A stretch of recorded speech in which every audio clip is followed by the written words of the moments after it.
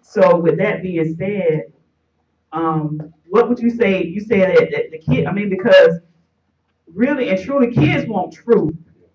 It doesn't necessarily have to have a label on it.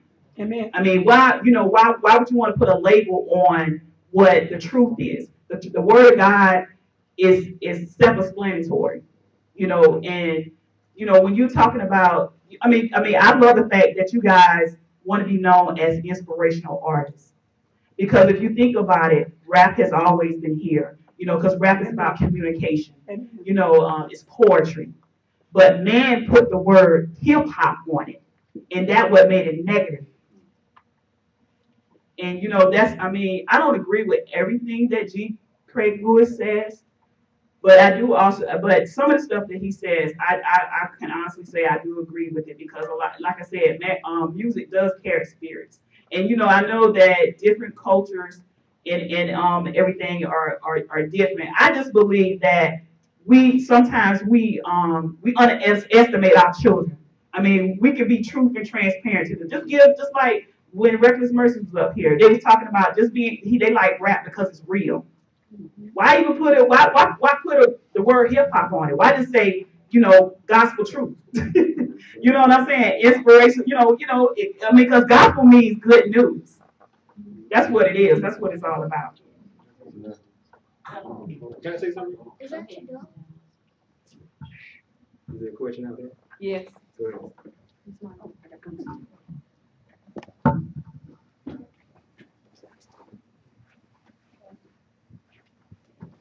Comment and question. Hip hop. We're talking about hip hop, and like any word in the Bible, in the dictionary, in the encyclopedia, it has an origin. I think what happens with church, what we call church, is when you look at the origin of the word, you don't even ask the artist. When a choir, quartet, any type of genre come along, nobody says anything but the youth. Something that the youth like. We talk about what the youth want, but do you honestly know? So my question to the artist is, I understand what you say about ministerial inspirational music. I understand what you say about hip hop. But what is your cause? Tell them what your cause is behind if you use holy hip hop, if you use ministerial inspirational music. Because when you go into someone else's facility and you bring a particular genre, regardless, Southern gospel, bluegrass, like I said, quartet, if you don't have a cause, you have no message. Mm-hmm. And what has happened with holy hip hop is they go into buildings and facility, they have no cause. They are, when you do get up there, I'm a manager, so I see it all. They do exploit the jewelry, the clothes, and the fashion. They do exploit what they do. You get up there, you bounce around the stage, but in the same sense, if you want the church to accept you, have a cause behind you. That's right. Know what it is you come to do. And when you say what the youth want, tell us, because I don't know. So I'm sitting in the audience and I'm listening to my artists. Tell them what it is that hip hop does for the youth.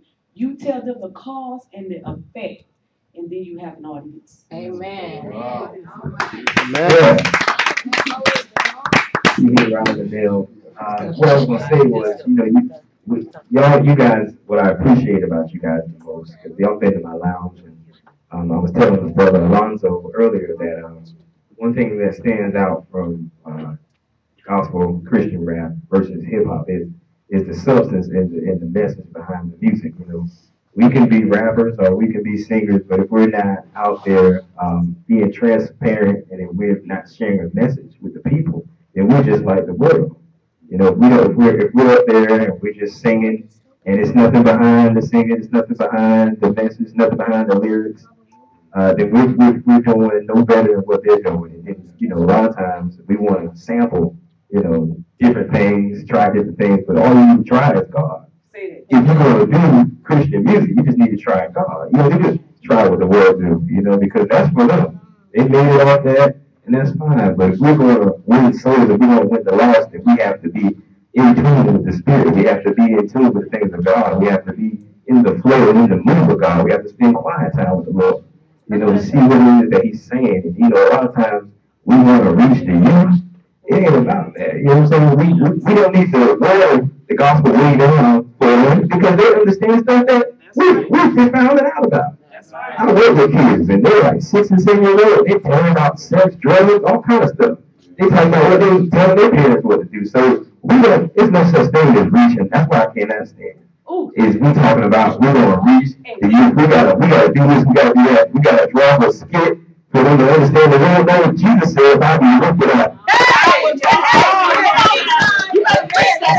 He made it simple. He didn't do it hard. He made it simple. He didn't say come make a skit, come out there and dress like them. You gotta look like them. You just talk about Jesus. That's right. That's right. Glory to God.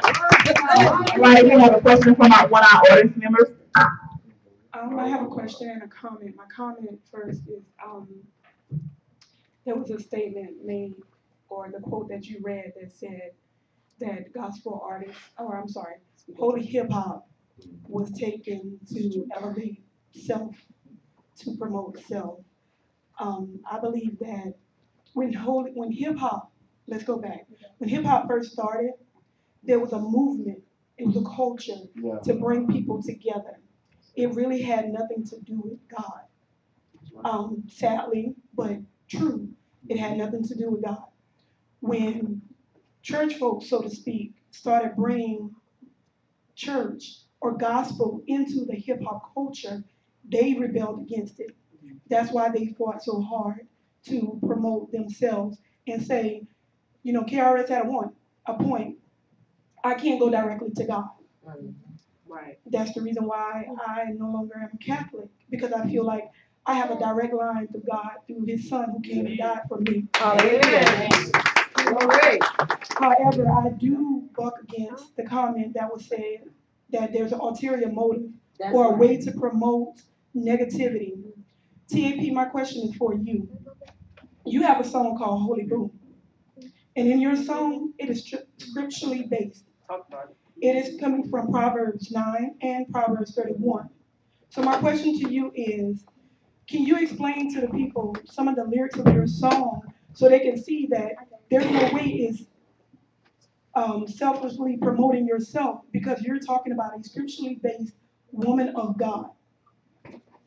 Well, my lyrics was Proverbs 31, and for me, I was trying to explain to the young women and the older women that you're more than a dime. You're more than a piece of meat. You know, you're Proverbs 31 woman, above rubies. You know, God sees you, you know, as above rubies, more than diamonds. You know, and y'all are special to God. You know. Yeah. In my lyrics, it's basically letting people know, letting men know and letting women know what to be and what to look for, you know, and if we're conscious of who we are and what we need to be, we'll actually strive to be that, you know, and even as Christians, you know, we begin to get in the Word and actually see stuff. Oh, I got to be like this too. Oh Lord, if it pleases you, I'm on that road to do it. And see, that's what it is in Proverbs 31. It's pleasing God. Everything in the Bible, everything in scriptures it all leads up to pleasing God. You know, and that's our number one priority. And as men that are believers, we should want a woman that pleases God. So we're going to glorify not her, but we glorify and we worship the God in her. You know, and that's what, you know, we take that time out and we say, okay, I'm at your service. Do that, you know, whatever it is that you need me to do, I'm here to do it. You know, and that's basically, you know, what the song is about. So with that said, do y'all have a holy book? No, Holy Boo. I am booty. See that lady, Sean Claire is boo available.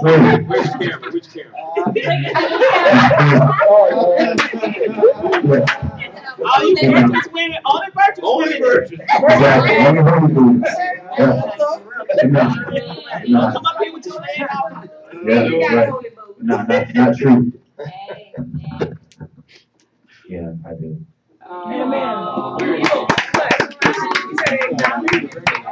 He's holy boo right here. Oh.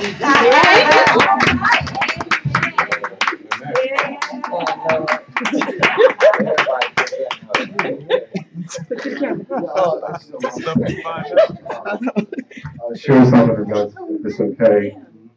It's to boil it all down, we're ministers. Amen. And this is how we minister. Amen.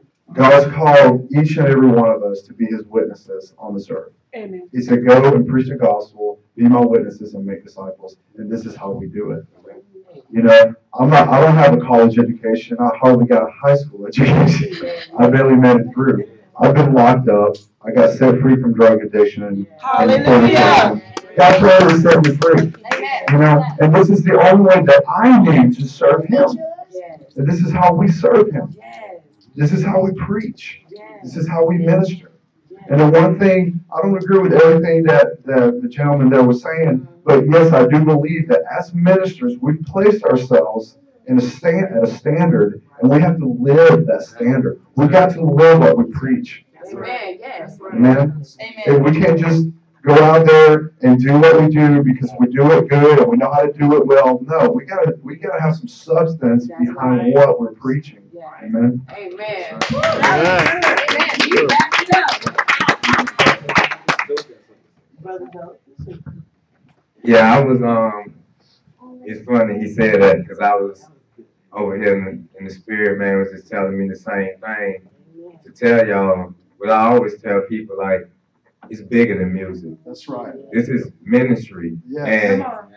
And like I have a song that say, I'm trying to reach. And what I meant by that is, because when God found me, I was in the streets. Like I was gang banging, selling drugs, a cheater, a liar, a thief. I was all of that. And he changed me, rearranged me, but he kept the rap in me. That's right. And when he kept the rap in me, he said, I gave you that gift. I gave you that talent. And he said, you can use it for the kingdom. That's right. Because you got people out there who love rap, who love hip hop. You got people out there who love country. You got elderly people who like the traditional church music. But you got some people who can't get into that. And doing a lot of events out here, I see like sooner or later they're not going to be able to reject it. Because it's a movement. It's a movement, and it's all God. And they can't stop God's purpose or his will. And it shall be done. That's right.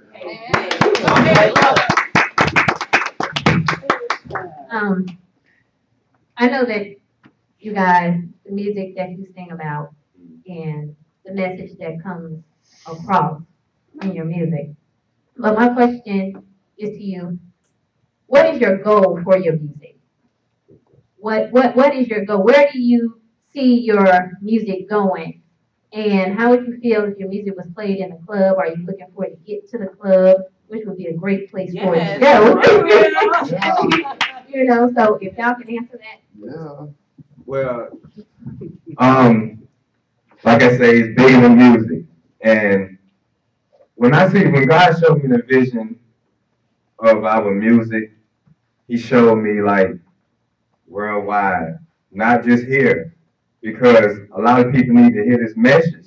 And as far as like, I tell God all the time, like, if I make it, I'm satisfied. If I don't, I'm still satisfied. As long as I got Christ and I'm free, spiritually and naturally. So music is not my main priority. Like, I focus on ministry, being out here in my community, making an impact, helping God save people. Like, I can't save them. I just tell them the message. And that's what I mainly focus on. And sometimes, like with the music, I just like, with clubs, me and my wife, we done performed in secular clubs. We done went to secular showcases performing the gospel. And guess what? The Holy Spirit showed up and showed out. They was in there like, they're expecting for us to come on stage, and because they've been what we used to do.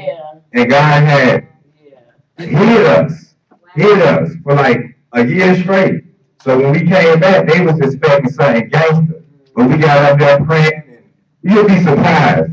The same people out there who don't go to church got their relationship stronger than with Christ than some people in the church. Hallelujah. And Amen. I'm out here